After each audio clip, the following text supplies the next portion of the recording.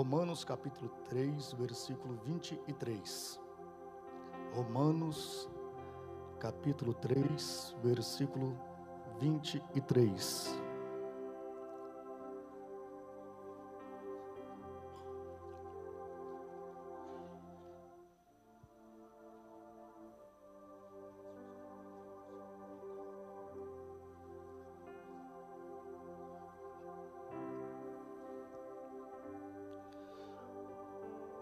Romanos, carta de Paulo aos Romanos, capítulo 3, versículo 23, está escrito assim: pois todos pecaram e carecem da glória de Deus.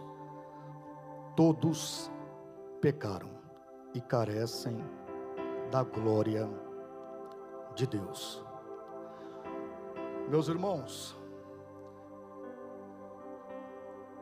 para nós compreendermos um pouco melhor o significado desse texto que Paulo escreveu, para quem não sabe, talvez não tenha ciência, mas com certeza deve ter um pouco de noção, a Bíblia não fora escrita em língua portuguesa. Isso é fato, né? Pois são idiomas mais atuais. A Bíblia foi escrita primeiramente em hebraico, depois em grego, que era o inglês daquele período, por causa do helenismo, da conquista de Alexandre Grande em quase todo o mundo. Então o grego passou a ser uma língua universal naquele período.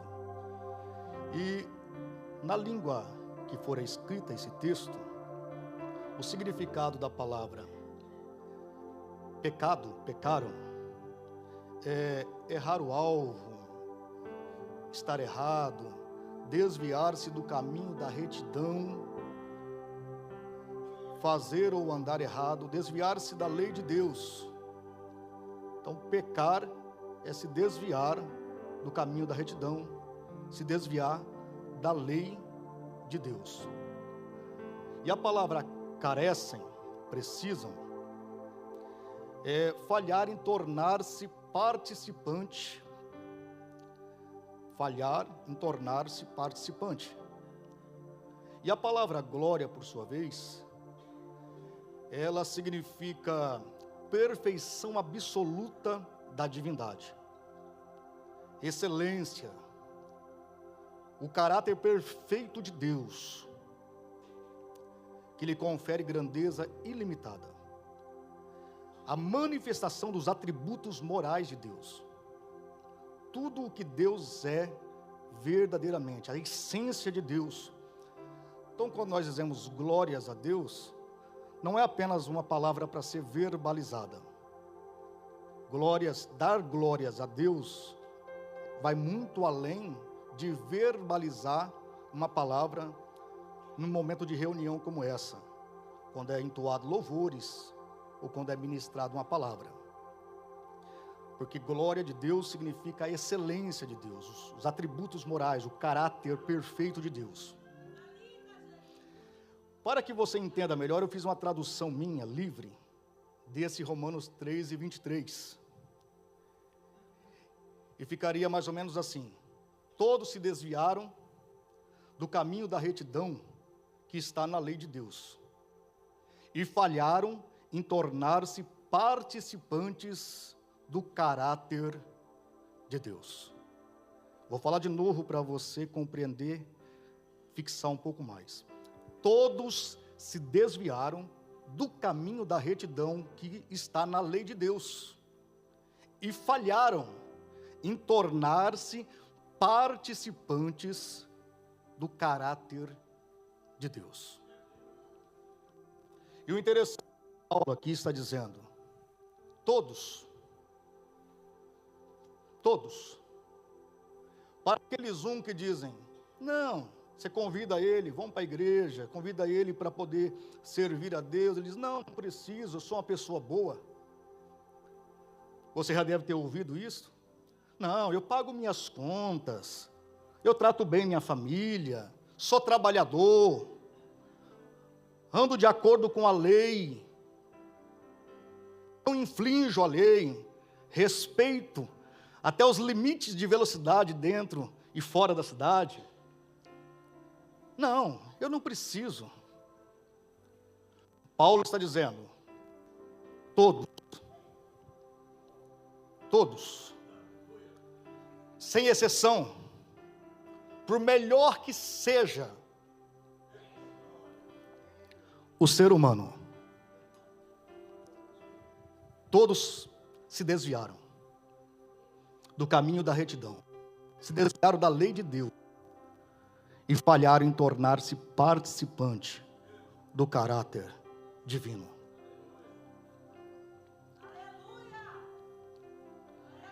A Bíblia fala no livro de Atos sobre um homem chamado Cornélio. Esse homem era um homem irrepreensível diante dos homens, diante da sociedade. Era um homem bom, ajudava os necessitados, dava esmolas. Mas o anjo do Senhor apareceu para ele e diz: olha, manda chamar Simão Pedro, porque te falta alguma coisa. Falta você entregar a tua vida para Jesus. E é Ele que vai te ensinar como você retornar ao princípio, como você realmente está no caminho da retidão. Para que os irmãos entendam bem, por que todos pecaram? Talvez alguém diga assim, mas quem comeu o fruto foi Adão? Foi ele. Quem falhou foram eles. O que eu tenho a ver com isso? Em Gênesis capítulo 1, versículo 27, diz assim: e criou Deus o homem, a sua imagem o criou, macho e fêmea. Primeiro que a palavra criar ali só se aplica quando o sujeito é Deus, porque esta palavra significa criar a partir do nada. Então só Deus pode criar a partir do nada. Só Ele traz à existência o que não existia. É por isso que só Ele pode abrir porta onde não tem porta para você entrar. Só Ele pode abrir uma oportunidade para você que não existe. Só Ele pode curar quando o médico diz, vai para casa para morrer lá. Só Ele pode fazer o que ninguém faz. E diz, criou o homem. Observa que houve duas fases, criação e formação. No capítulo 2, versículos 7 e 8, vai falar de formação. Primeiro criou e depois formou. São duas fases. Primeiramente Deus cria o homem nele. O homem foi gerado em Deus. É por isso que o homem sem Deus está morto em seus delitos e pecados. É por isso que a segunda morte, que é o lago de fogo e enxofre, que é o inferno, é chamado de a segunda morte. Mas como a segunda morte, se eles vão estar ali eternamente? Porque a morte não é deixar de existir. A morte é ser afastado para sempre de Deus. Isso é morte. Morte é estar afastado de Deus, porque Deus é vida. A vida está em Deus. E nós somos gerados em Deus para ter vida. Assim como a mulher gera uma criança por 9 meses, Deus nos gerou nele.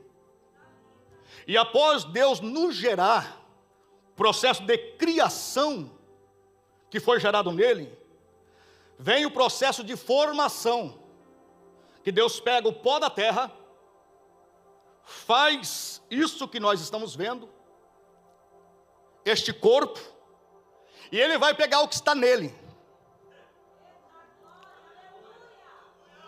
O que foi gerado nele, Porque o que for gerado nele é eterno. A alma não morre, o espírito não morre, porque foi gerado em Deus. O que morre é o corpo. O que deixa de existir é a matéria. Ele pega aquilo que foi gerado nele, diante daquele boneco que foi feito do pó da terra, e ele faz isso, ó.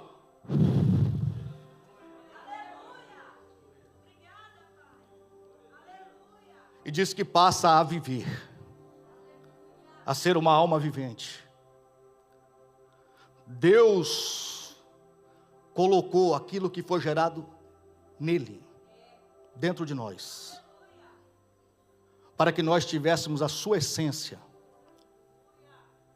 para que nós fôssemos parecidos com ele, semelhante a ele, o reflexo dele. O mais excelente foi a criação do homem. É a obra-prima de Deus. Tudo que Deus fez antes foi para o homem. Por isso ele diz, domine sobre todas as coisas. Porque foi um presente para o homem, dado por Deus. Deus colocou em Adão toda a humanidade. Tanto os que já existiram, os que existem e os que irão existir. E a prova está aqui. Quando ele observa e diz, não é bom que o homem viva só, e procura entre os animais que Adão está dando o nome, porque antes de casar, o homem tem que aprender duas coisas: proteger e prover. Deus coloca dentro do jardim e diz, protege, guarda e lavra, provê. Depois que o homem está apto, Deus diz, agora eu vou preparar para ele uma adjutora.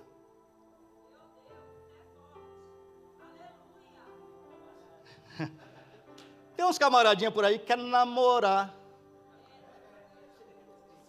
Não sabe nem que rumo é a casa. Não sabe nem que rumo que é o trabalho. Não tem perspectiva nenhuma de vida. Quer namorar para quê? Só para pecar? Só para falhar com Deus? Não, meu filho. Se prepara. Tem gente pedindo um carro, mas não tem carteira. Tem gente pedindo um cavalo, mas não sabe montar.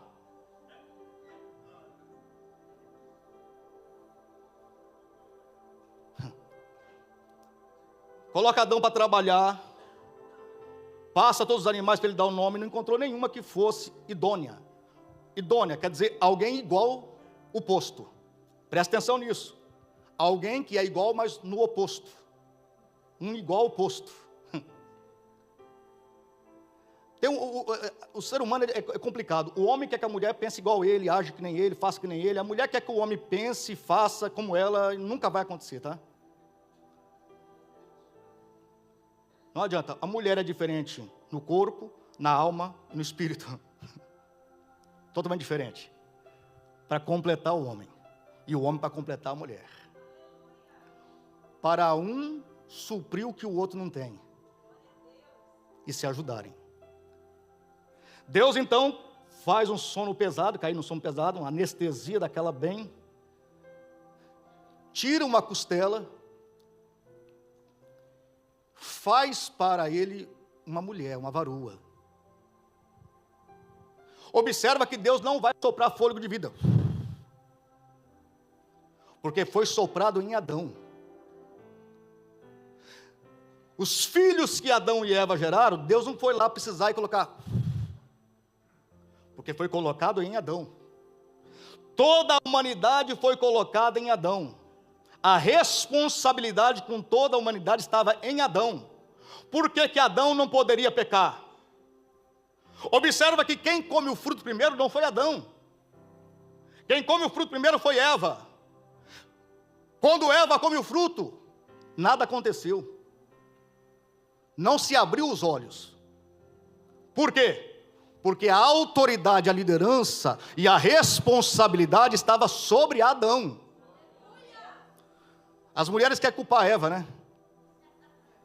Naqueles dias terríveis, né? Quer culpar Eva. Não, culpe o Adão então. Lascou agora, né? Complicou, né?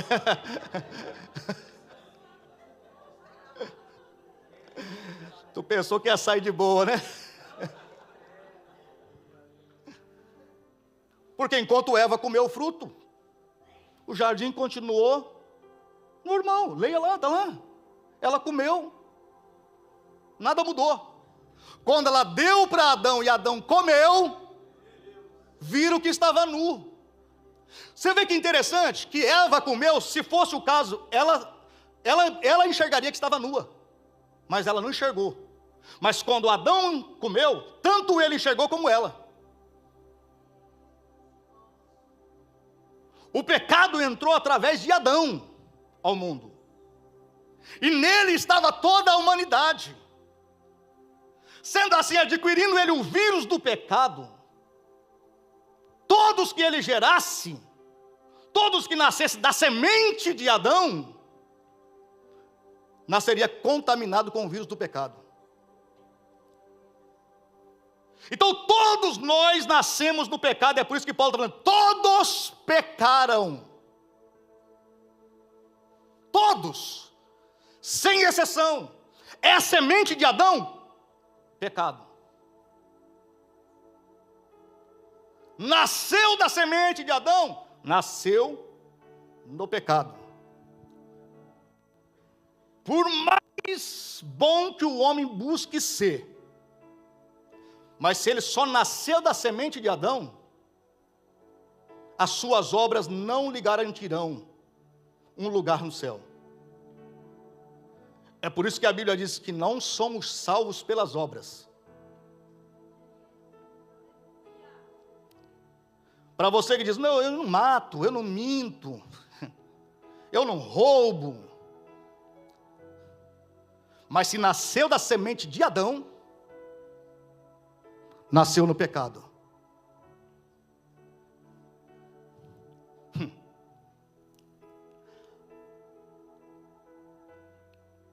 Mas a Bíblia fala o seguinte, que Deus preparou uma solução.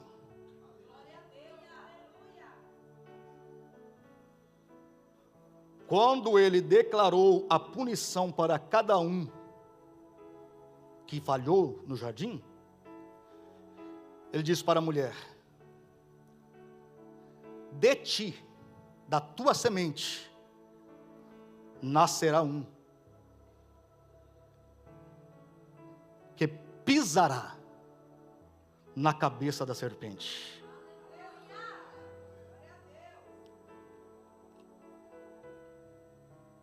Observa que não diz que foi da semente de Adão. A semente de Adão estava contaminada, e todos que nasceram da semente de Adão, nascem contaminado, impuro e indigno, para poder realizar a remissão dos pecados. Então ele diz, da semente da mulher, nascerá um. E Isaías vai dizer, a virgem dará à luz, porque não poderá ter participação do homem. Não poderá ter participação da semente de Adão. E o anjo Gabriel aparece para uma mulher chamada Maria, desposada com José. Já estavam noivos, mas ainda não tinham se unido em matrimônio, ainda não tinham se conhecido intimamente. E o anjo aparece para Maria e diz, você vai gerar o Salvador.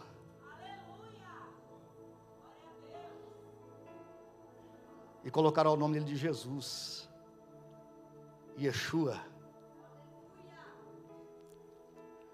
Maria como é natural, diz, mas como?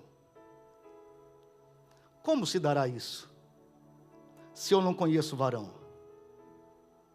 Essa é a pergunta que todos nós fazemos, né? Quando Deus faz uma promessa. Você já prestou atenção que a promessa de Deus é sempre gerada na impossibilidade? Eu não sei por que a gente fica depois preocupado. A gente sabe que a promessa de Deus tem que ser gerada na impossibilidade, mas a gente procura a possibilidade. E quando não encontramos, às vezes a gente fica frustrado. Mas as promessas de Deus são geradas na impossibilidade. Quando ela pergunta, diz assim, como se dará isso se eu não tenho ajuda de homem? Eu me lembro, quando Deus começou a fazer as promessas da minha vida, no início da minha conversão, nos primeiros anos de caminhada com Cristo, e Deus dizendo, eu vou te levar para outras nações, para pregar a minha palavra. E eu morava em uma cidadezinha, onde Maria Teresa conhece, que ela nasceu por ali, né? Chamada Juranda. É uma cidade tão pequena que, às vezes você anda 50 quilômetros e fala assim, eu moro em Juranda. Aonde? O povo não sabe. 7.500 habitantes na atualidade. Interior do Paraná. E Deus dizendo, vou te levar para outras nações, para pregar a minha palavra. E coisas tremendas. E um dia eu comecei, falei, mas como que isso vai acontecer? Eu não sou filho de crente. Minha esposa, então, nem se fala, católica, apostólica, romana, a família dela, são contra mesmo. Luta com todas, tem até um nome na caixinha de reza deles lá, para ela voltar para a igreja católica. Sem dinheiro.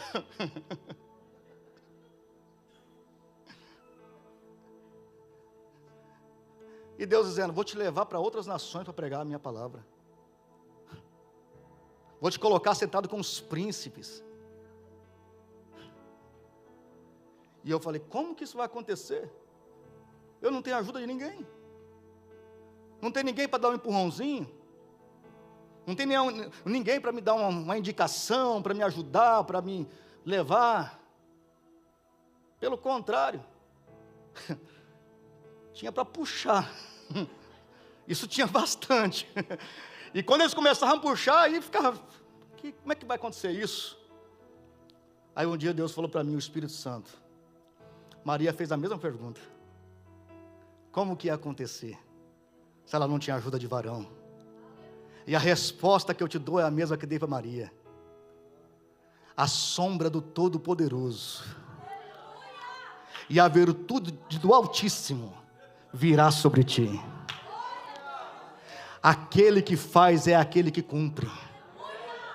Se Deus te fez a promessa, não importa se não tem quem te ajude, é até bom que não tenha, porque a hora que acontecer você vai dizer, verdadeiramente é Deus.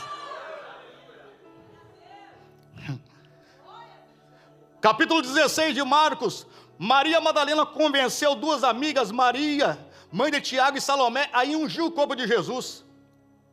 Mas tinha pelo menos 3 problemas. Os guardas na porta do sepulcro, a pedra que era muito grande, e o selo, que era um enorme prego de ferro, que era colocado após a pedra ser rolada e fechada a porta do sepulcro, para que não conseguisse voltar e abrir a porta. Precisaria de no mínimo 16 soldados, homens preparados para rolar a pedra. Isso sem o selo. E elas saíram para ir ungir o corpo de Jesus. Ungir como? E perguntaram uma para a outra, quem vai nos revolver a pedra do sepulcro? Nós até estamos com uma boa intenção, com um projeto bom na mão. Mas quem vai nos ajudar? Diz que olhando elas, viram que a pedra já havia sido revolvida. Porque Deus enviou do céu um anjo que revolveu a pedra, quebrou o selo, colocou por terra os soldados.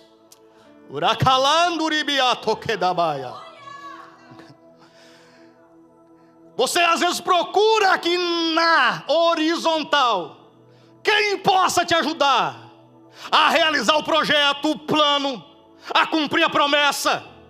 Mas entenda que não é aqui que está quem vai cumprir a promessa. Se preciso for, Deus envia anjo do céu, mas o que Ele prometeu, Ele vai cumprir.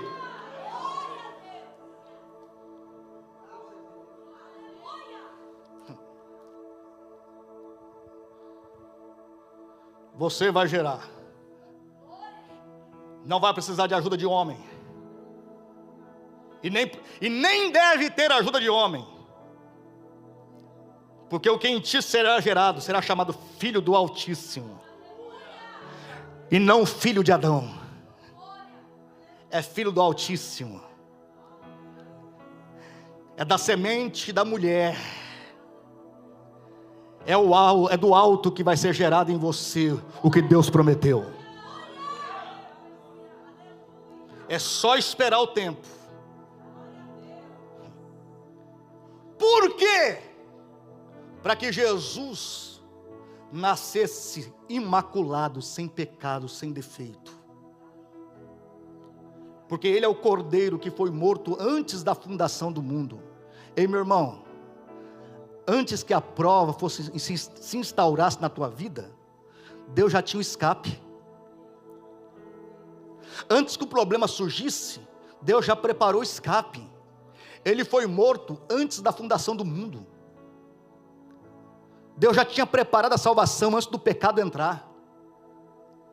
Deus já tinha preparado para nos redimir antes que nós errássemos.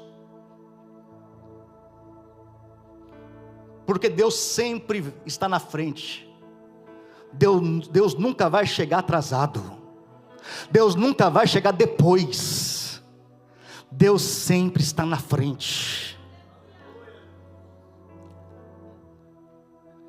Jesus não poderia ter a semente do pecado nele. Jesus, ao contrário de nós somos tentados de dentro para fora. Tiago diz assim: ninguém que é tentado diga, sou tentado por Deus, porque Deus a ninguém tenta. Antes, somos tentados pelas nossas próprias concupiscências. O que é concupiscência? Desejo proibido, vem de dentro. Meu irmão, a gente luta constantemente com pensamentos pecaminosos. Os pensamentos pecaminosos ficam permeando a nossa mente. E se nós o alimentar, o nosso corpo todo será contaminado. A gente tem que estar lutando. Agora Jesus não. Jesus é o Cordeiro perfeito. Porque se Jesus tivesse um pensamento impuro, ele se tornaria indigno de ser o sacrifício perfeito. Isso é cristologia.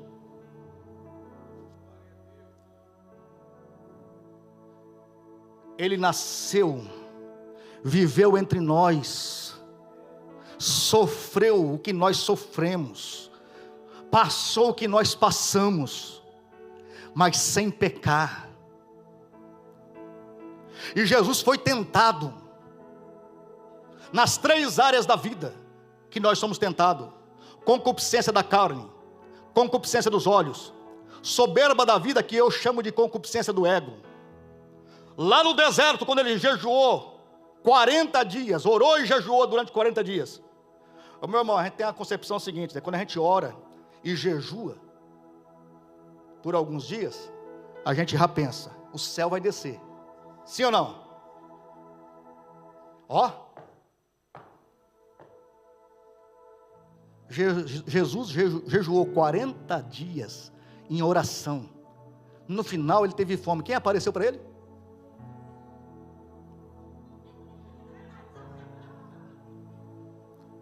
Eu falei que eu fiz de errado, jejuei, orei, busquei a Deus, quem aparece eu... É porque assim, enquanto nós estamos na carne, Ele não se importa conosco. Quanto menos a gente busca a Deus, mais quieto Ele nos deixa. Agora, quanto mais nós buscamos a Deus, mais Ele vai trabalhar contra nós, porque Ele quer nós na igreja, distante de Deus.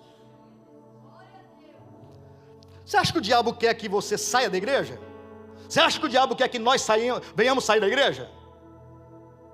Não. Ele precisa de agente infiltrado aqui.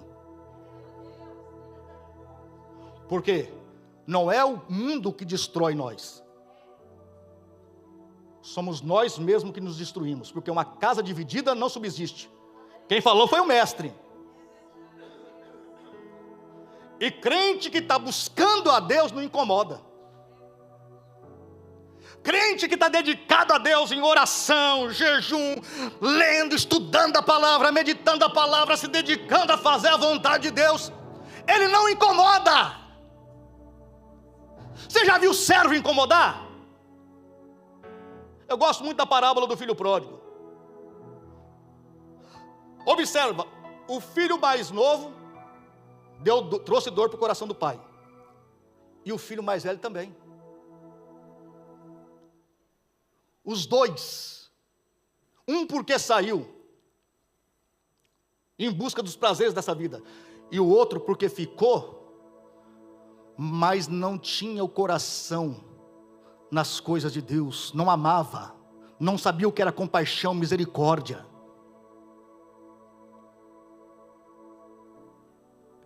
Agora tem 3 classes ali que você não vê dar problema para o Senhor. Alguém entendeu? Os servos. Por que 3? Servo, o primeiro servo comprado, ou contratado, segundo servo comprado, terceiro servo nascido na casa.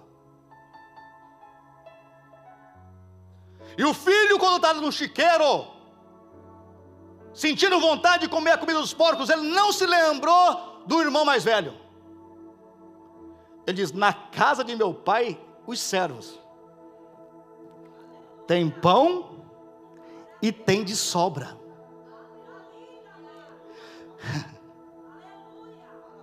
Servo dá testemunho sem pregar. Sabe qual é a maior pregação da igreja? Não é a verbal, é a linguagem não verbal. Não adianta falar, porque fariseus e escriba falava e falava com eloquência, falava com conhecimento, mas Jesus diz: olha, vocês podem fazer o que eles falam, mas não observa a atitude, porque falam e não vivem. O que manda é a tua atitude, é a nossa atitude. Servo faz o que o Senhor manda. O pai chama o servo e diz: olha, vai lá e busca a melhor veste, busca o anel, busca a sandália, pede para o outro servo, vai lá matar o novilho cevado. Ele só: sim, senhor. O filho mais velho chega do campo, pega o servo nascido na casa e diz: o que está acontecendo aí? Não, teu irmão voltou são e salvo, e por isso teu pai mandou matar o bezerro cevado, precisamos festejar. O engraçado é que os servos entraram para a festa, estavam junto, se alegrando com o pai, porque o pecador voltou arrependido. Então servo na casa do pai não dá dor de cabeça, não incomoda, trabalha. Agora, e tem mais, não mendiga, tá? Tem pão e tem de sobra.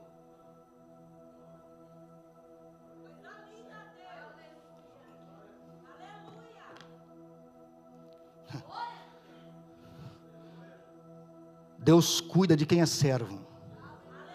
Deus cuida. Eu não sei qual é o teu problema essa semana que você tem para resolver, mas mas o Senhor me manda te dizer que do servo Ele cuida. Anai conduricabaya.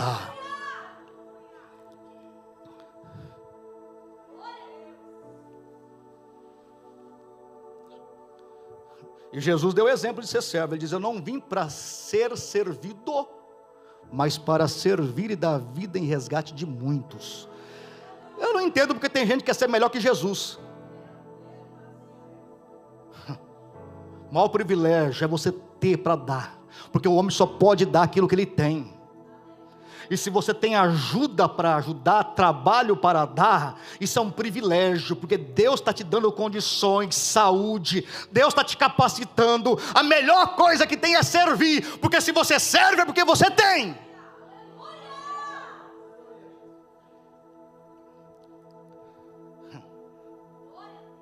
Agora, por que Deus precisou enviar um segundo Adão?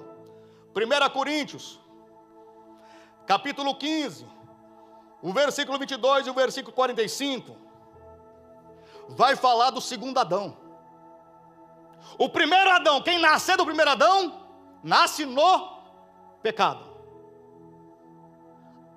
Mas Deus precisa fazer agora a gente receber uma formatação, né? Reiniciar, zerar o game, né? Começar novamente. Como? Ele fala para Nicodemos: Nicodemos, é necessário vos nascer de novo. Aí Nicodemos, mestre em Israel, diz: mas como? Sendo eu velho, vou entrar no ventre da minha mãe para nascer de novo? Ele diz: mas meu Deus do céu, tu sendo mestre, Jesus vai na lata, né? Jesus não, eu gosto de Jesus. Jesus não alisa. Você vê Jesus alisar? Não. Jesus é o seguinte: vai lá e vende tudo, vem me segue. O jovem saiu triste. Jesus, não, calma aí.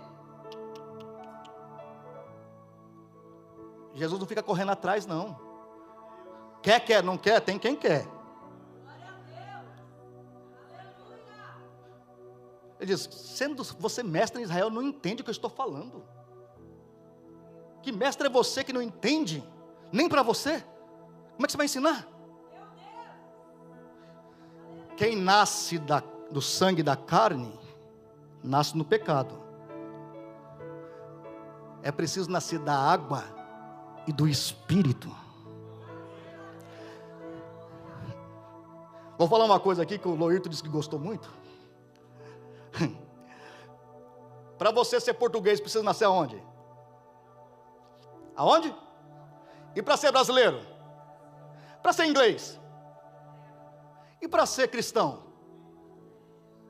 Aonde? Não. A igreja é o lugar que você é trazido quando você nasce. Entenda isso. Para ser cristão, precisa nascer em Cristo. O segundo Adão veio para que nós venhamos nascer dele, para ser nova criatura. Por isso não adianta, por mais bom que eu seja, mais honesto que eu seja, por mais que eu cuide da minha casa, que eu seja um trabalhador, por mais que eu seja uma pessoa perfeita como Cornélio era, mas ainda é semente de Adão. Então precisa nascer do segundo Adão. É um novo nascimento da palavra, do Espírito. Precisamos agora ter a mente de Cristo, voltar à essência. Precisamos agora a sermos participantes do caráter de Deus. Precisa ser gerado em nós o fruto do Espírito, que é caráter divino: amor, bondade, benignidade, longanimidade, gozo, paz, fidelidade, que é fé, autocontrole, que é o mesmo que temperança e domínio próprio. Precisa ser gerado em nós o fruto do Espírito, porque pelo fruto a árvore é conhecida. E não é frutos, porque frutos está falando de uma variedade de fruta. Mas fruto, a laranjeira produz o quê? Um fruto. laranja. O limoeiro produz o quê? Um fruto, o limão. Você não vê limoeiro produzir limão, laranja, manga, assim por diante. Quem é nascido em Cristo precisa ter o caráter de Cristo, precisa ter as características de Cristo, tem que se parecer com Cristo. Ah, mas eu tenho 20, 30, 40, 50, 60 anos de crente, e daí? Se você não se parecer com Cristo, quem nasceu ontem no Evangelho e morreu, vai para o céu, e você corre o risco de ficar, porque não é tempo de crente, é intimidade com Deus. Ladrão da cruz nem se batizar se batizou, nem tomou ceia, não teve chance, mas teve a chance de se arrepender, porque arrependimento é que Deus quer, coração contrito e quebrantado é que Deus busca.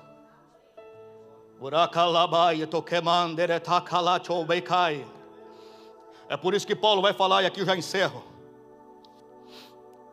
Segunda carta aos Coríntios, capítulo 3, versículo 18. Mas todos nós, com cara, eu gosto da tradução cara. Alguém vai lá, não, o rosto é melhor, é mais bonito. Não, é cara, sabe por quê? Porque cara vem de caráter. Todos nós com cara descoberta, refletimos como por um espelho a glória do Senhor. Somos transformados de glória em glória na sua própria imagem, como pelo Senhor, o Espírito. O que Paulo está dizendo? Paulo está falando de Moisés, quando desceu do monte, o rosto dele estava resplandecente da glória do Senhor, e ele colocou um véu para que ninguém visse que a glória estava se desvanecendo, indo embora, acabando, para que ninguém visse que essa glória era transitória. Aí Paulo vai dizer, mas nós não. Quando nós nos convertemos a Cristo, nascemos de novo, o véu é rasgado. É a cara que eu tenho que mostrar, quem eu sou. Agora, novo nascimento. Sou uma nova pessoa, uma nova criatura. É por isso que a gente começa a aprender a caminhar, começa a aprender a como falar. Antes você falava umas coisas que não podia, hoje você tem que falar diferente. Antes você vestia qualquer roupa, agora você analisa bem, senão vai causar escândalo. Antes você ia aonde você queria, em lugares que não devia, mas agora você não pode mais. Agora é uma nova vida. Cristo não morreu em vão. Cristo não morreu para a gente fazer as coisas do nosso jeito. Cristo morreu para que nós venhamos nascer dele e viver para ele e por ele.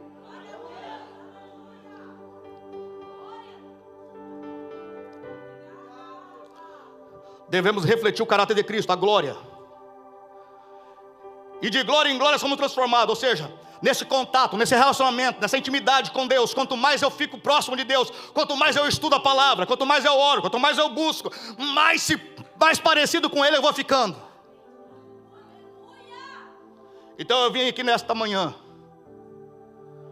para trazer uma palavra de reflexão para você que já está aqui.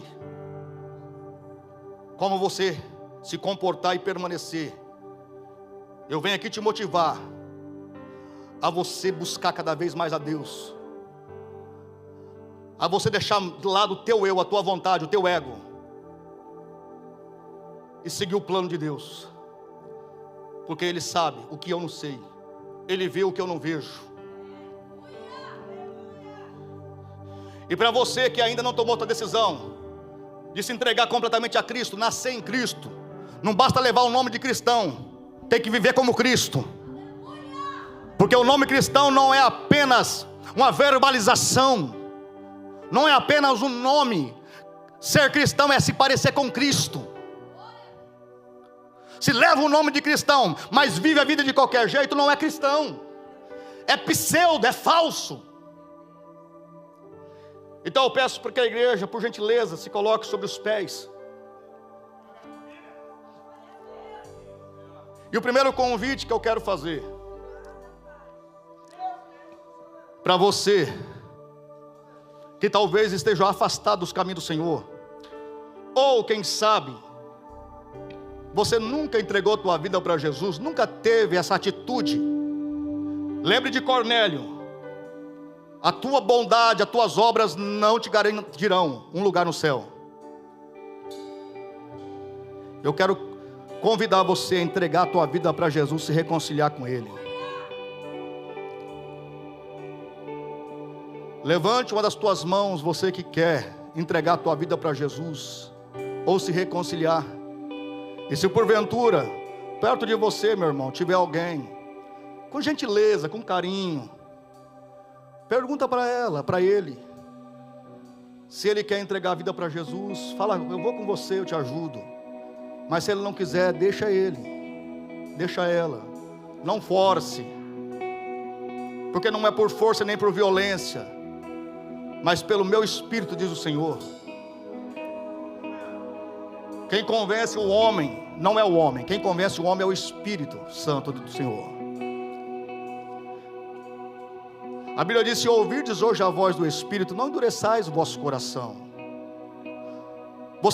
Não adianta você querer largar o pecado para depois você aceitar Jesus. Você tem que entregar a vida para Jesus, para ganhar força para resistir ao pecado. Por isso tem que vir como você está. É o primeiro passo, é teu, porque Jesus já fez a parte dele, que é morrer na cruz. Ele morreu de braços abertos, como dizendo assim: vinde a mim, todos vós que estáis cansados e sobrecarregados, tomai sobre vós o meu jugo, e aprendei de mim, que sou manso e humilde de coração. Aí sim encontrarei descanso para a vossa alma, porque o meu fardo é leve e o meu jugo é suave. Se você quer tomar essa decisão de entregar a vida para Jesus, o momento é agora. É só levantar uma das tuas mãos, e nós estaremos orando por você e com você. Se não há ninguém, você que ouviu Deus falar contigo, curva a tua cabeça. Não vou chamar você para vir à frente, mas curva a tua cabeça. Eu não sei se Deus te consolou, se Deus te exortou, te edificou. Temos uma pessoa aqui entregando a vida para Jesus. Palmas para Deus por esta vida. E palmas para Ele também pela decisão. Esse povo está feliz com a tua decisão. E eu te falo, se eles estão felizes, o céu está muito mais. Boa é essa tua decisão. Fica firme, busca o Senhor. Tem hora que a gente vai dar uma vacilada, é normal, somos seres humanos. Mas temos Deus, temos perante Deus um advogado, Jesus Cristo, que toda hora que a gente chegar perante Ele e pedir perdão pelos nossos pecados, Ele nos perdoa e nos levanta. Curva a tua cabeça. Se Deus te exortou a fazer mais, a se dedicar mais, a renunciar mais, fala com o Senhor nesta manhã. Pede perdão pelos teus pecados e pede para Deus te ajudar nas tuas fraquezas. Eu todos os dias peço a Deus: Senhor, eu sou fraco, eu sou indigno, mas Tu sabes o quanto eu te amo, eu quero te servir. Fala com Deus. Deus gosta da sinceridade. Ah, mas Deus sabe o que eu penso. Não, mas Deus quer ouvir você falar para Ele. E é tão bom quando a gente lava a nossa alma perante o Senhor, se humilha perante Ele. Faz tão bem para a nossa alma quando a gente lava ela perante o Senhor. Derrama, curva a tua cabeça, fecha os teus olhos, vamos orar e vamos interceder por esta vida que está aqui entregando a Jesus. Orai, tchacalamanderecaia. Pai, em nome de Jesus, eu te louvo por esta alma que ouviu o teu chamado, que entendeu a tua mensagem, esta mensagem de amor, está aqui se prostrando diante de Ti, se entregando. Perdoa os pecados dele. Escreve o nome dele no livro da vida. Ah, Senhor, levanta ele. Faça dele um vaso de honra, um profeta, para poder pregar a Tua palavra e condenar o pecado. Em nome de Jesus, Senhor, escreve o nome dele no livro da vida. Ajude ele em suas fraquezas, em suas limitações. Em nome de Jesus, coloca o Teu Espírito dentro dele e guia os passos dele, em nome de Jesus. Seu nome é santo, poderoso. Pai, eu intercedo por esta igreja, eu intercedo por este povo que aqui está, com o coração contrito e quebrantado, se humilhando perante o Senhor, porque ouviu a Tua palavra e foram curados nesta manhã. Seja curado agora, o Senhor está curando. O resultado do exame vai mudar.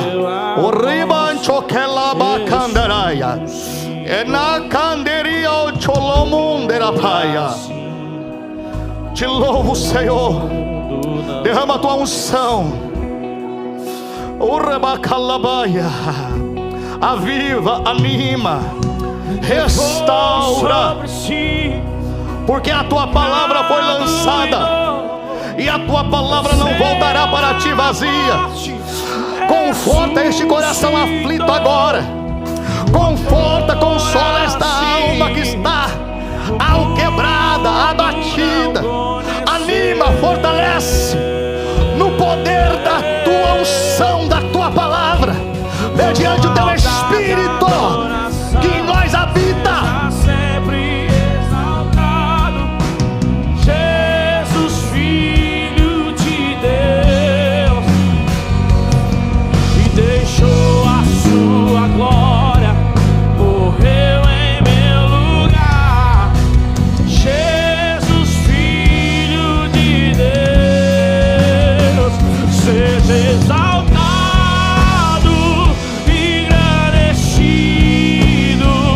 Seu nome é santo, poderoso é, e não há nada que apague o Seu amor. Tua cruz me libertou, Tua cruz me libertou, Tua cruz me libertou, Tua cruz me libertou. Aleluia, pode aplaudir a Jesus, aplauda Jesus, abraça Ele aí, Tom, abraça aí, glória a Deus, aleluia, pode aplaudir mais forte. 2 pessoas vieram aqui à frente, amém,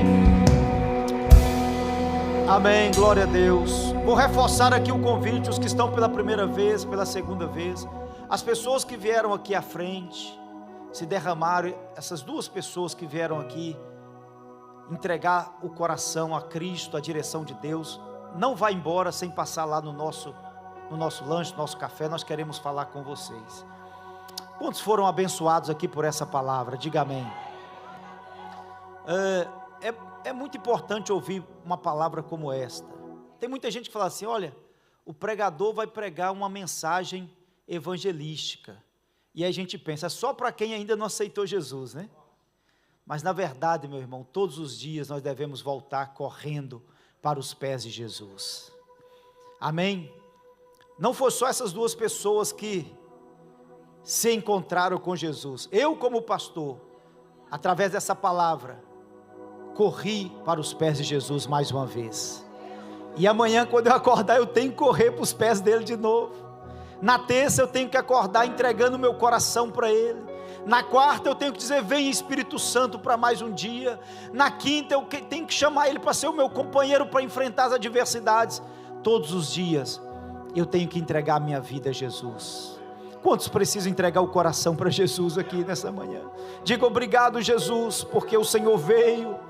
Obrigado porque o Senhor me salvou e continua me salvando do pecado, do mundo.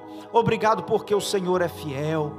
Levante a sua mão e abençoe a vida do pastor Jean, que Deus usou de forma poderosa. Abençoa a vida do pastor Jean, da sua família. Declara sobre a casa dele a bênção de Deus. Declara sobre a casa dele a bênção espiritual, sobre a esposa, sobre filhos.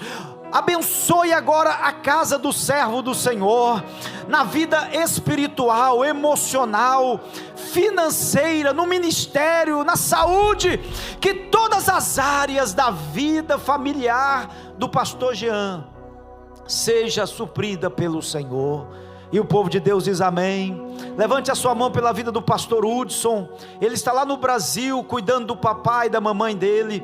É muito importante nós fazermos a obra de Deus, mas também cuidar dos nossos velhinhos, dos nossos pais, dos nossos familiares. Levante a sua mão e abençoe o pastor Hudson, lá no Brasil. Deus abençoe o teu servo, que viajou ao Brasil por um propósito específico, familiar. Nós pedimos a tua bênção sobre o nosso pastor, sobre a nossa pastora Nini, sobre a Emily, a Ela e as filhas deste casal. Nós declaramos a bênção sobre a vida emocional, espiritual, financeira, ministerial, sobre a saúde do nosso pastor e toda a sua família, e declaramos mais do que vencedores em o nome de Jesus, amém?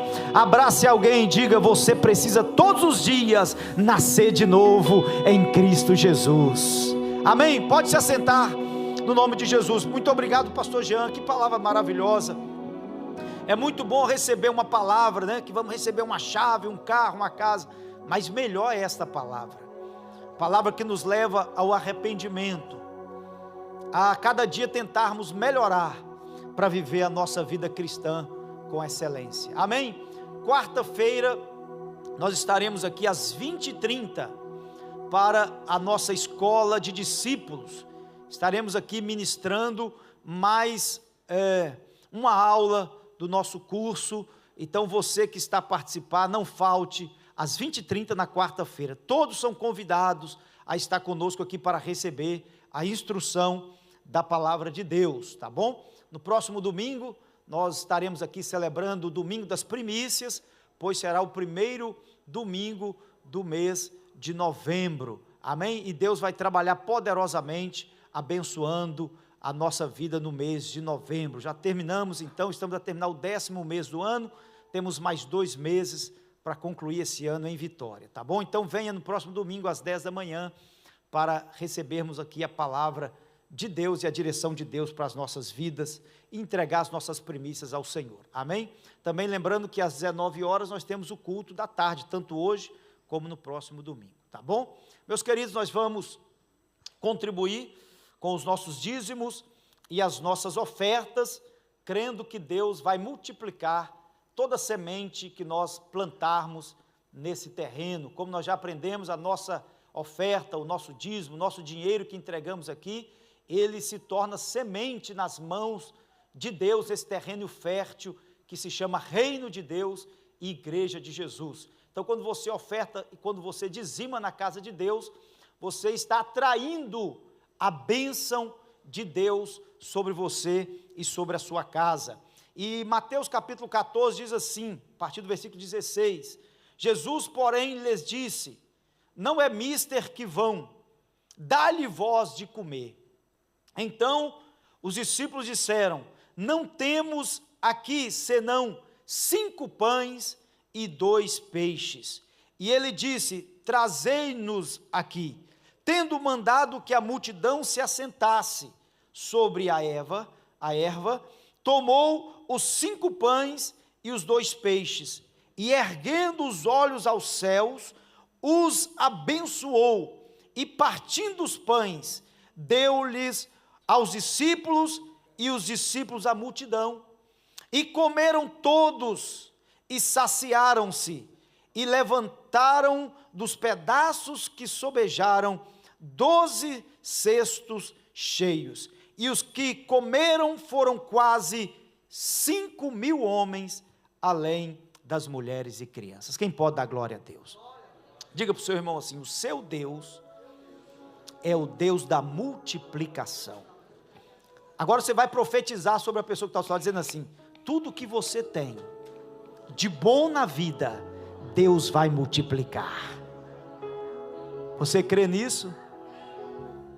Porque o nosso Deus é o Deus da multiplicação. Tudo que Deus vê que é bom, Ele ama multiplicar. Tudo que Deus está vendo na sua vida que é bom, Ele quer multiplicar. Ele quer multiplicar a sua alegria, Ele quer multiplicar a sua paz, e Ele quer multiplicar o seu amor por vidas e pela igreja. E Jesus também quer multiplicar na sua vida financeira. Amém?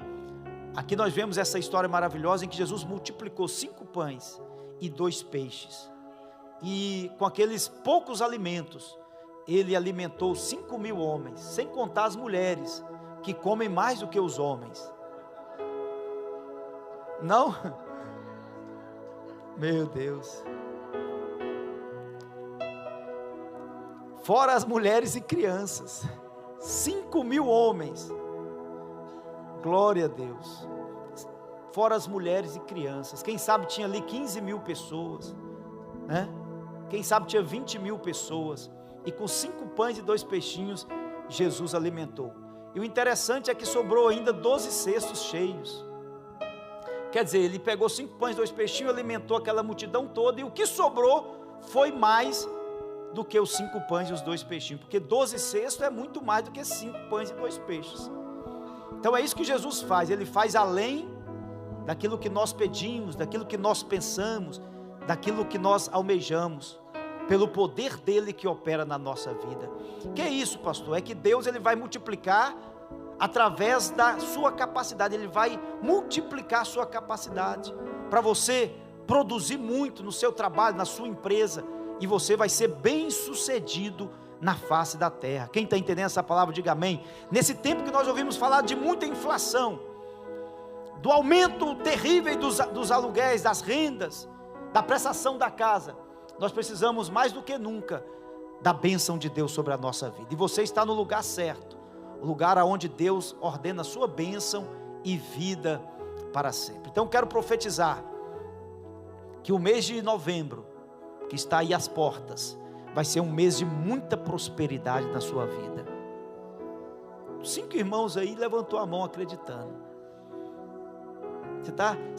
Eu falei que quem ouve, pratica e recebe, constrói a sua casa sobre a rocha. Eu estou profetizando diante do altar de Deus que a bênção de Deus sobre a sua vida no mês de novembro vai ser grande. Levante a sua mão. Ele vai suprir todas as suas necessidades. Faça como aqueles quase 15, 20 mil. Se assenta. Pastor, eles estavam em pés. Quem sabe preocupado, o que vamos comer? Já está tarde. O que vamos alimentar? A caminhada para casa é longa. Estamos aqui no meio do nada. Temos que voltar para casa e não temos comida. Jesus falou: acalma. Se assenta. Se assenta, porque eu vou fazer um milagre. O que Deus está dizendo é: se acalma. Não se preocupe com o amanhã, porque Deus vai cuidar do seu amanhã. Seja fiel sem medo, seja fiel sem preocupação, porque Deus vai cuidar. Amém ou não amém? Meu irmão está aí, o Cláudio Matos, meu irmão. Lá em casa somos 12 irmãos, gente. Meu pai não fez mais nada a não ser ler a Bíblia e beijar minha mãe. Pensa no velhinho animado, irmão. Com 40 e tal anos ainda estava beijando a velha. A velha gerou quase igual a Sara, com quase 90 anos. Meu irmão, e lá em casa era 12 irmãos. E pensa nos cabras que comia. Lá em casa eu tinha que correr, porque senão o Cláudio pegava os bifes e tudo, eu só ficava com arroz e feijão. Então, irmão, 12 filhos, meu pai tratou deles com 1,5 salário. E ainda pegava metade da cesta básica dele e dava para os pobres. O cabaz que ele recebia da empresa, ele dava metade para os pobres. Tinha 2 meninos que todo dia que meu pai trazia a cesta básica da empresa, eles chegavam: ô irmão Cláudio. E meu pai dava metade. Eu falava: esse velho está ficando doido, 12 filhos para tratar e dando metade da cesta para os meninos. mas Deus cuida. Diga lá para o seu irmão: Deus cuida. Diga: pode se assentar com calma, dormir em paz, não precisa perder os cabelos, não precisa engordar comendo muito doce, não precisa emagrecer porque não come. Fica tranquilo, Deus vai cuidar de você. Amém ou não amém? Ele vai multiplicar, como Ele multiplicou aqui para aquela grande multidão. Faz assim com as suas mãos.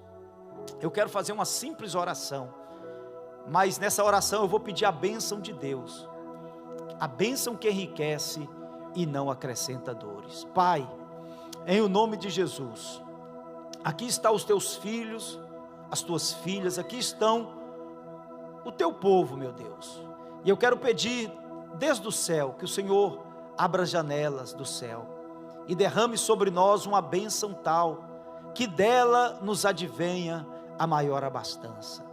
Nós consagramos a Ti, Senhor, a vida de cada família, de cada trabalhador que está aqui nesse ambiente nesta manhã, e pedimos que o Senhor os capacite, dê inteligência, sabedoria, graça multiplicadora, aquilo que é da Tua essência, a multiplicação que venha sobre nós, e que nós possamos produzir muito para a glória do Teu nome. Abre portas, faz milagres acontecer, aquilo que nós não temos condições ou capacidade, cria do nada e traz a existência, e nós vamos dizer para todo mundo que foi o Senhor, ó Pai.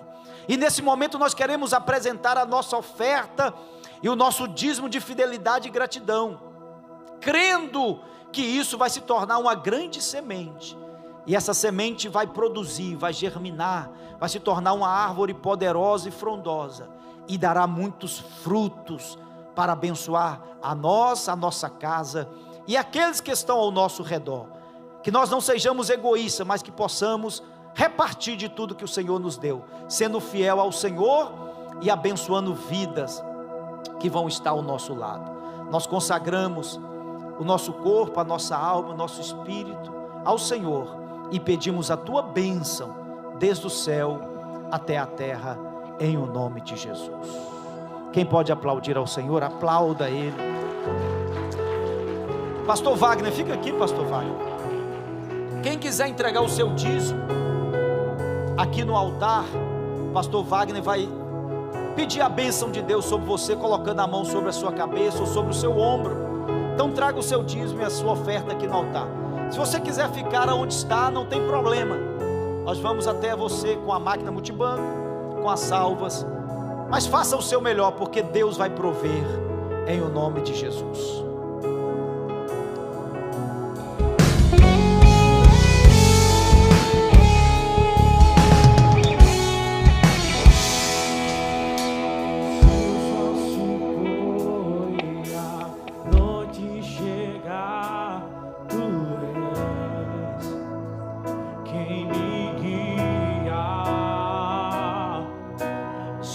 Tempestade me alcança.